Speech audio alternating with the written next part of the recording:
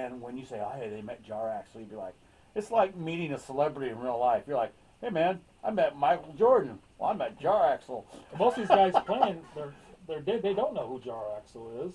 Right. You know, maybe one or two of the guys. One guy, my nephew, he got pretty good who Jar Axel is. But you and I have both read R. Salvatore's books, so Right. we're extensive knowledge for that area of the country up there, and Right. what goes on, and what's actually currently happening in Luskin right now. So, and I like to use Jar Axel basically runs Luskin. He's basically the Lord of Luskin.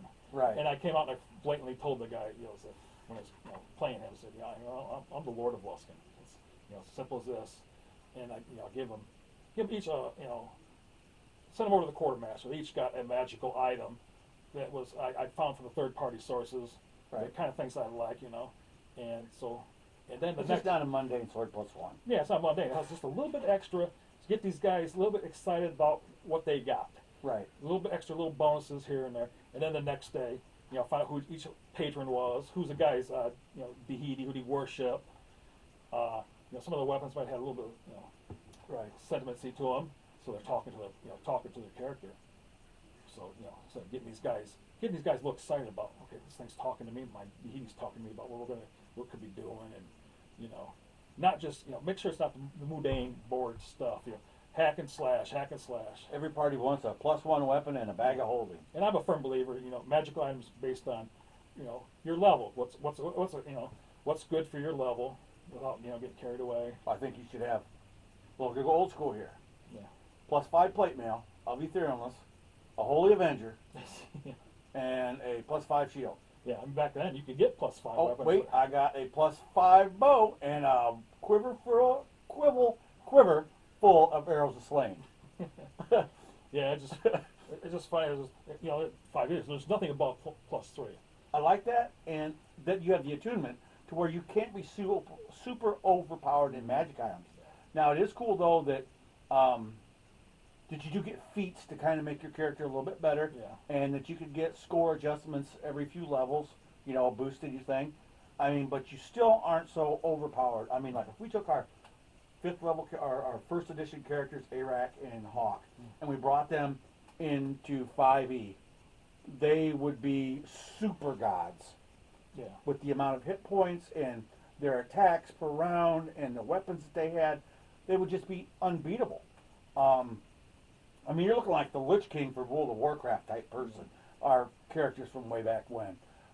And, it's just too overpowered. And that's what I like about 5e, is it, it makes the characters more balanced a little bit to where they can't be overpowerful. I mean, you want to keep your magic items good. I don't want to give these people too much stuff. In 1e, it was way too easy for a DM to give them things that, oh my God, I messed up. I shouldn't have done that.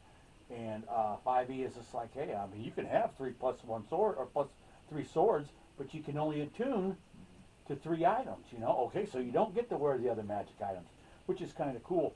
So I mean, you get a lot of heat about that. But I do like it. That's how that goes with the attunement. So you have your level appropriate weapons. Yeah. And now you may finish. Sorry that I interrupted you and jumped on it. So, but your characters, you gave them you wanted to give them something that wasn't mundane. And where else were you going? I kind of interrupted you. I want you to finish your story there. Yeah, yeah. Some of them required attunement. Like I said, I found some third-party sources. I liked it. Gave it to them. Not everything required an attunement. Right.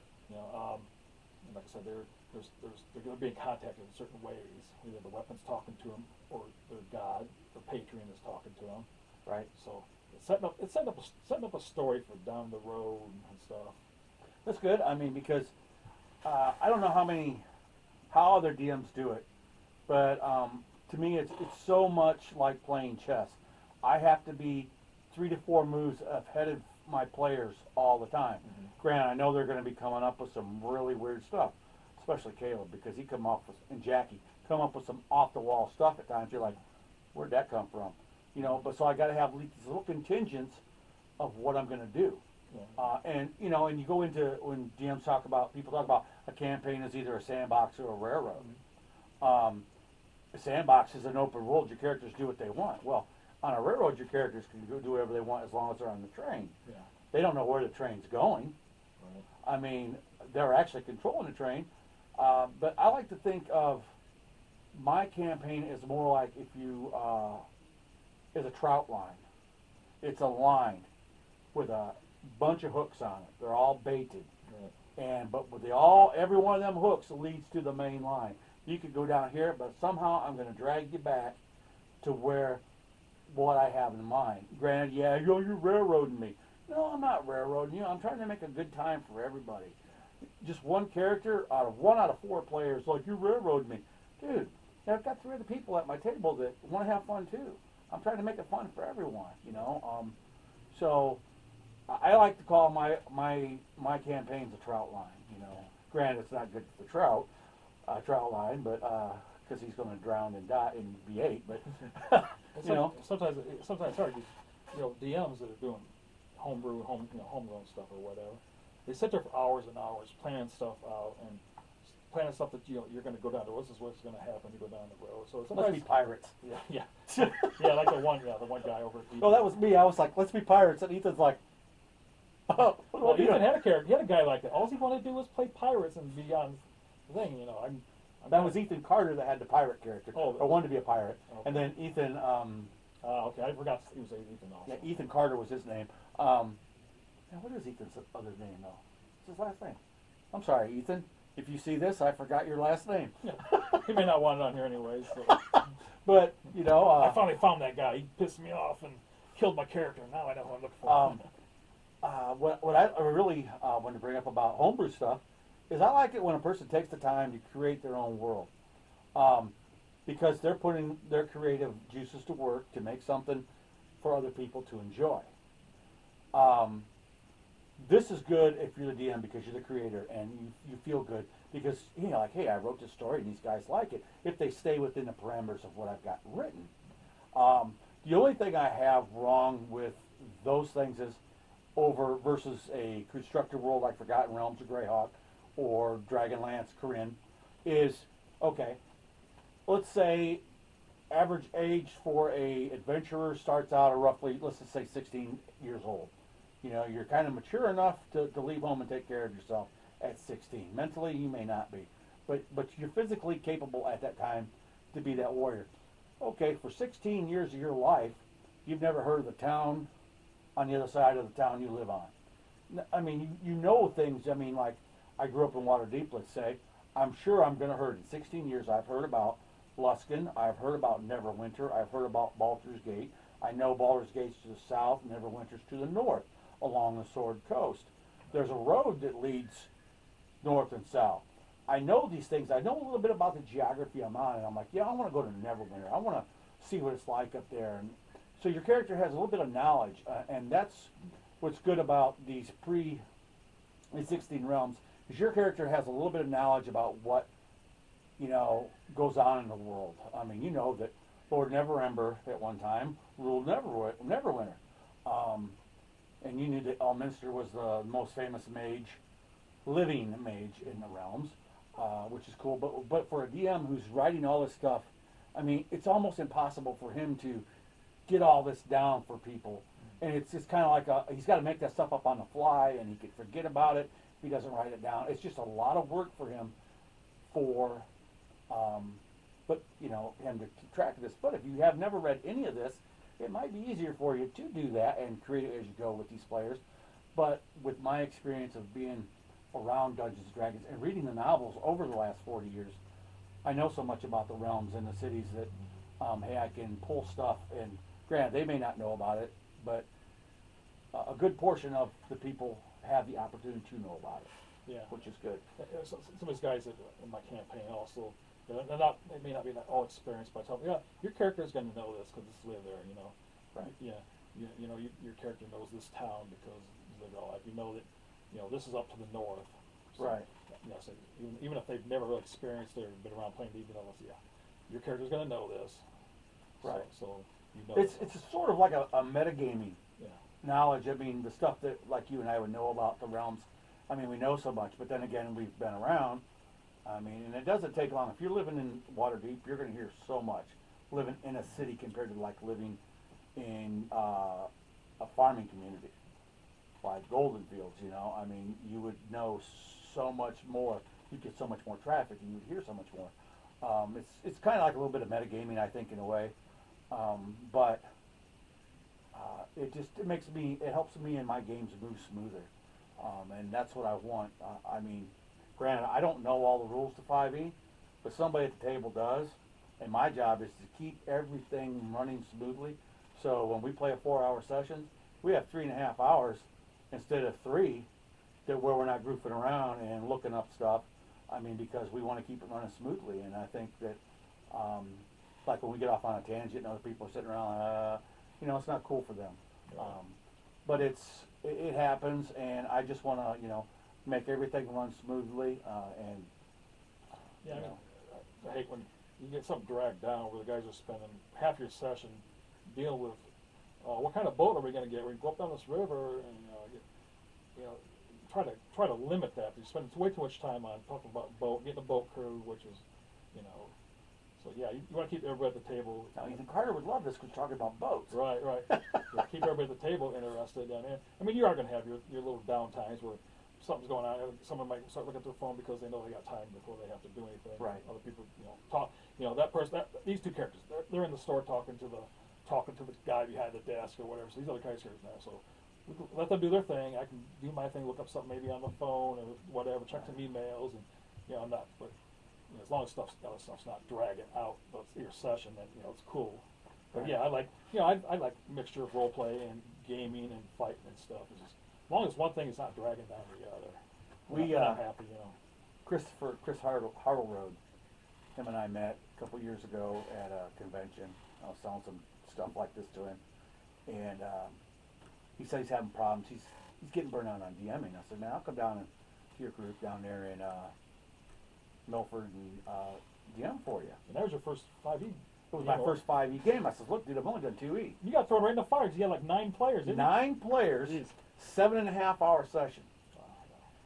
you? And the first 3.5 hours, no one rolled the dice. No dice. It was all role playing. And this was a Halloween one shot. They were going to fight the Headless Horseman.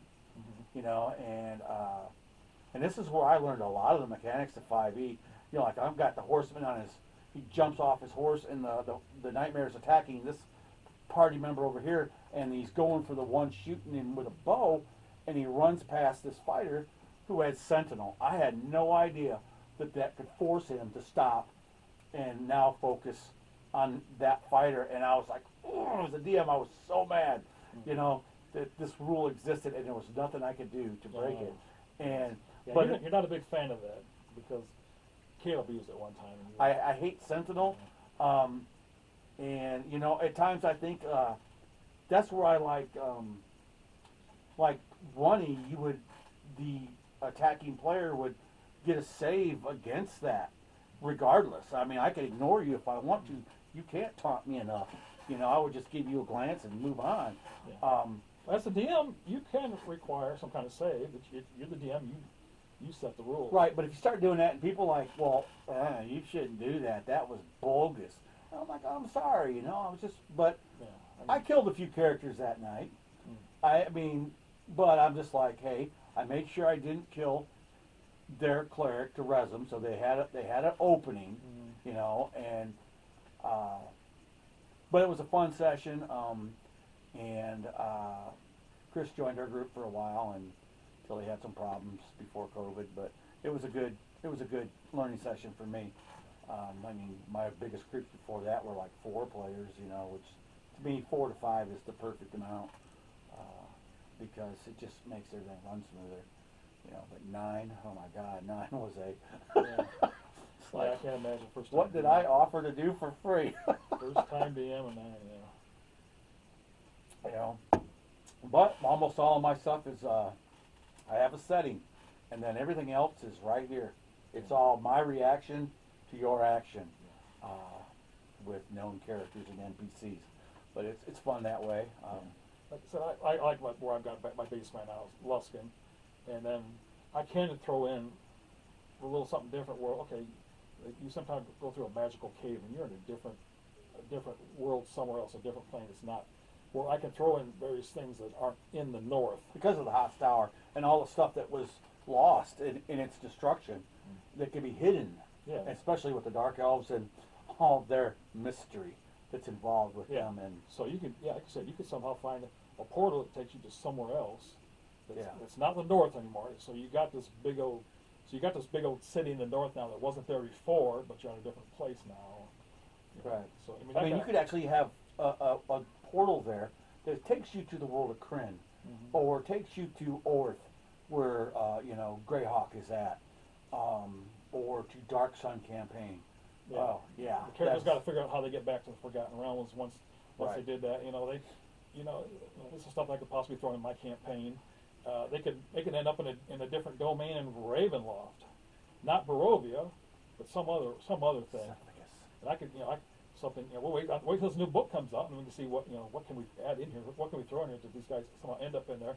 But I'm not gonna take them to Barovia. What, Von Richten's Guide, isn't it, or something like that? Yeah, when it comes out. Okay. So yeah, they might add some stuff that I can put into my campaign, because like I said, I'm not going to Barovia. That's your thing. Your thing is the straw thing. You love the straw thing. So Strahd, yes. I'm not going to step on your straw stuff. I'm going to do something else. It'd be nice if Soth was still in Ravenloft. But you have Aslan, the Lich. I think he's still around. Yeah. And Vecna. I think Vecna's back in Orth, but if he is sorry for saying that he was still in Ravenloft. But it's just things that I try to remember, and I can't keep up on it because I've got this big blank between third and fourth edition. I just got the books. That's it. Now, you talked about Saul being back.